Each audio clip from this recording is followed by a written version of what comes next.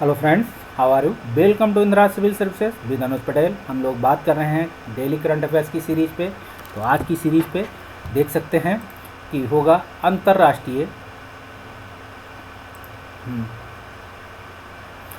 अंतर्राष्ट्रीय संग्रहालय दिवस पर आज हम चर्चा करेंगे, क्योंकि आज दिवस क्या है, चर्चा पर चर्चा के विषय हैं। जैसे अभी हमने कुछ दिनों पहले क्या बनाया था, एक पर्यावरण दिवस बनाया था, जो ज़मीनी पे जान कम मल्टीमीडिया या पब्लिक मीडिया, प्रिंट मीडिया पे ज़्यादा बनाया। ज़मीन पे पेड़ कम लगे, लेकिन एज ए प्रिंट और कागज़ों में ज़्यादा लग गए। लिखित रूप से ज़्यादा पेड़ लगाए गए, लेकिन संख्या में ज़मीन खोद कर पेड़ कम लगाए गए। तो आप देख सकते हैं चर्चा पर चर्चा का कितना विषय है। इसमें सिविल सोसाइटी और सरकार का कितना योगदान होता है। वैश्विक सरकारों को संदर्भ देख सकते हैं, राष्ट्रीय सरकारों के संदर्भ में देख सकते हैं। जो भी दिवस मनाए जाते हैं उसमें सिविल सोसाइटी का एक अहम योगदान होता है, आपको याद करें। क्योंकि दिवस मनाने का सिर्फ उद्देश्य सरकार का कि जनता को जागरूक करने, लेकिन उसके साथ चेतना के साथ आपके अंदर क्या है, चेतना तो पहले से ही है, उसका विस्तार करना। उसमें क्या है, बल्ब लगाना, ट्यूबलाइट लगाना, जला देना आपको कि ट्यूबलाइट बन जाइए। तो आप देखेंगे डेली करंट अफेयर्स में। तो चलिए सबसे पहले हम बात कर रहे हैं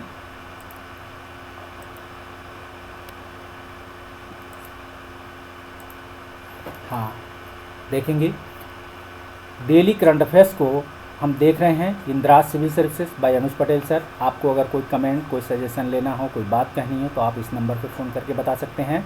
आप देख सकते हैं यह करंट अफेयर्स के साथ साथ हम एक एनसीईआरटी की श्रृंखला आने वाले समय में आप देखेंगे पॉलिटी या अन्य सेक्शन को भी लेकर चर्चा करेंगे, लेकिन टॉपिक बाय टॉपिक या सीरीज बाय सीरीज। तो आप देखेंगे इस डेली करंट अफेयर्स में अगर आप यूपीएससी, सीएससी, यूपीपीसीएस या अन्य एग्ज़ामों को दे रहे हैं तो आप देख सकते हैं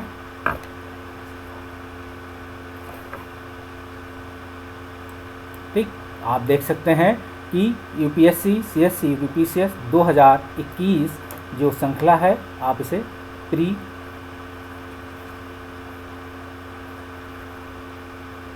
मेंस के हिसाब से देख सकते हैं। क्योंकि कहीं ना कहीं आज करंट अफेयर्स डायरेक्ट आपसे क्वेश्चन नहीं पूछे जा रहे हैं, सीधे आपको क्या है उस टॉपिक पे, जैसे किसी टॉपिक पे हमने आज अंतर्राष्ट्रीय म्यूजियम डे आपके चर्चा कर रहे हैं, तो डायरेक्ट नहीं पूछेगा कि म्यूजियम डे क्या है, तो आपसे पूछेगा कि इसमें क्या क्या प्रावधान है। तो आपसे ट्रेडिशनल पार्ट में जाके पूछ लेगा। आपको लगेगा क्या हमने करंट अफेयर्स पढ़ा लेकिन आया नहीं, लेकिन आया तो है, लेकिन आपने देख नहीं पाया है। तो आप देखेंगे, इसी को दिखाते हैं आपको आज। तो देखेंगे हमारी टेस्ट जो डेली करंट अफेयर्स की सीरीज़ है, आपको करंट ही नहीं पढ़ाना, इससे अपडेट करना है। अपडेट करने के साथ आपको कुछ ट्रेडिशनल पार्ट भी बताना है। आप इन चीज़ों को भी जानें, आपको वहाँ तक पहुँचाना है। इसके बाद आप स्वयं बना डालिए रास्ता। तो देख सकते हैं अंतर्राष्ट्रीय संग्रहालय दिवस। तो आप देखेंगे संग्रहालय दिवस मनाया गया, मतलब इंटरनेशनल है, तो कहीं कोई बना भी होगा, एक ऐसी ज़मीन पर कोई एक बिल्डिंग बनी होगी, संग्रहालय है, या किसी को किराए पे ले लिया गया होगा, या स्वयं बनाई गई होगी। दूसरा, भारत में ऐसे कौन कौन से संग्रहालय हैं देख सकते हैं जो इससे रिलेटेड काम कर रहे हैं। तो चर्चा में है 18 मई 2021 को आप देखेंगे। सबसे पहले तो आप एक डेट भी याद रखेंगे। आज भले ही हम जून में चर्चा कर रहे हैं, लेकिन डेट आपको याद रखनी है पीटी पॉइंट ऑफ व्यू से। आप देखेंगे समसामयिक की चर्चा है। आप देखेंगे आप 6 महीने बाद पेपर देंगे तो आपको क्या है 10 दिन की न्यूज़ थोड़ी मिलेगी, हो सकता है साल भर की पढ़ी हुई न्यूज़ मिले। तो अंतर्राष्ट्रीय संग्रहालय दिवस प्रमुख मनाया गया। बिंदुओं के रूप में अगर जाएंगे तो 2021 के इस अंतर्राष्ट्रीय संग्रहालय दिवस की थीम देखेंगे। पीटी का क्वेश्चन आपसे बता दिया, बनता ही बनता।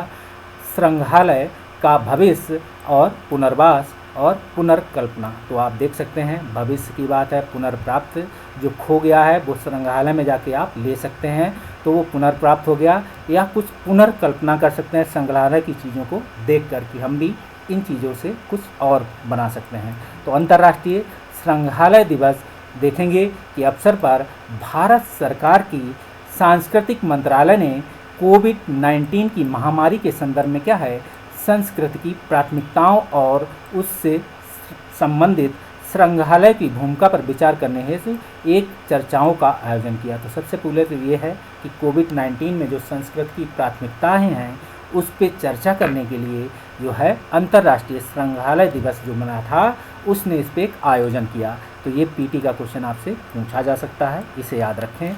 इस संदर्भ में दूसरी बात आप देखेंगे कि उल्लेखनीय है कि संस्कृति किसी देश के विकास सभ्यता के स्तर का सच्चा प्रतिबिंब है।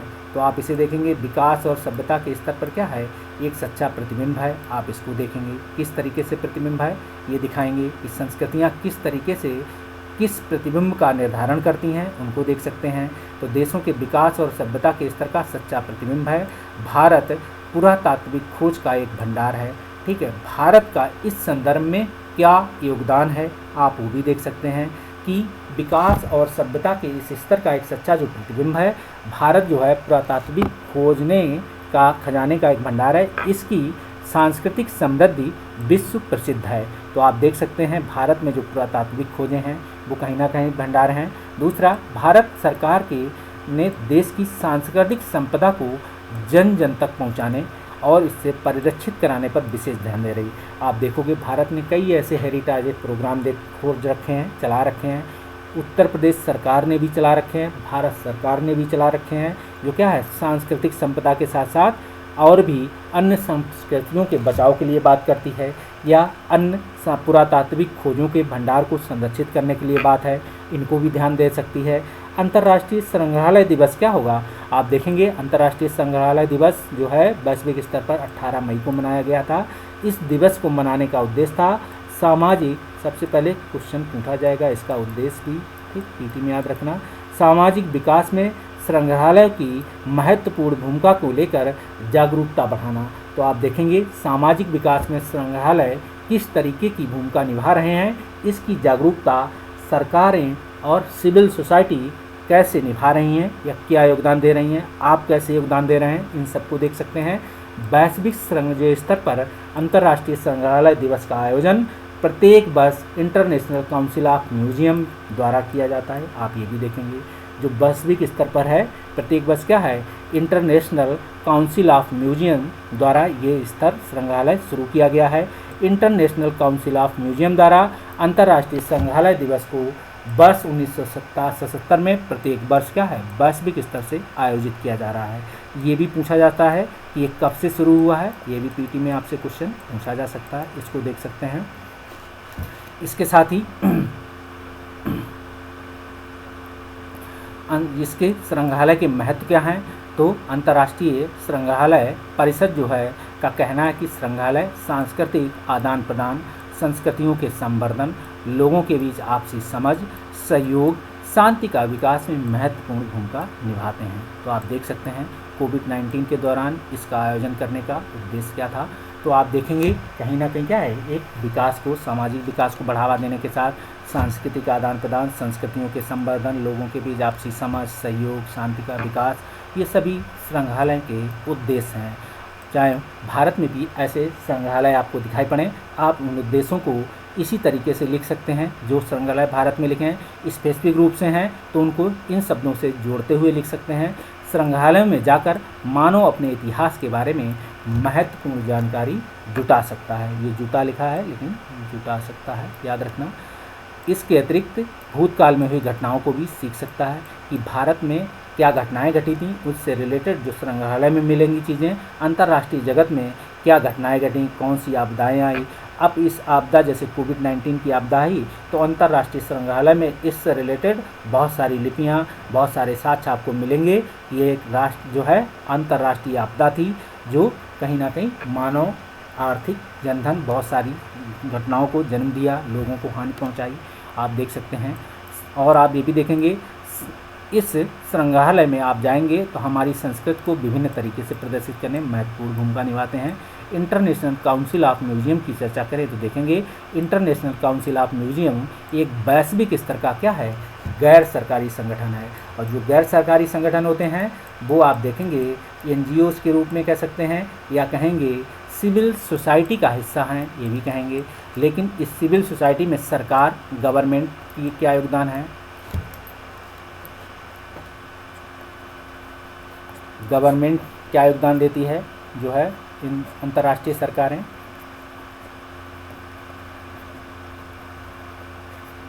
ठीक। इसका क्या योगदान है ये भी, क्योंकि इसकी स्थापना 1946 में की गई। इसके अलावा इसका मुख्यालय पेरिस में है। आप जाएंगे पेरिस में, आप पेरिस खूबसूरत जगह भी है, पेरिस में नदी भी है, पेरिस सीन नदी के किनारे है। पेरिस सीन नदी बोला जाता है, लेकिन एक और नदी है कोई जिसका नाम शायद याद नहीं आ रहा मुझे, बताते अभी आपको। और दूसरा, इसके साथ ही पेरिस किस नदी के किनारे है आपको ये पता होना चाहिए, क्वेश्चन बनता है। और पेरिस किस उद्योग के लिए फेमस है ये भी देख सकते हैं। पेरिस म्यूजियम का शहर है ये भी आप जानते हैं। तो इंटरनेशनल काउंसिल ऑफ म्यूजियम का औपचारिक संबंध संयुक्त राष्ट्र की संस्था यूनेस्को से है। ये क्वेश्चन आपसे यूपीएससी पूछ सकती है, ठीक, क्योंकि ऐसे ही क्वेश्चन यूपीएससी पूछती भी है। दूसरा, इसके अलावा यह संगठन संयुक्त राष्ट्र आर्थिक और सामाजिक परिप्रेक्ष्य के साथ सलाहकार का दर्जा रखता है।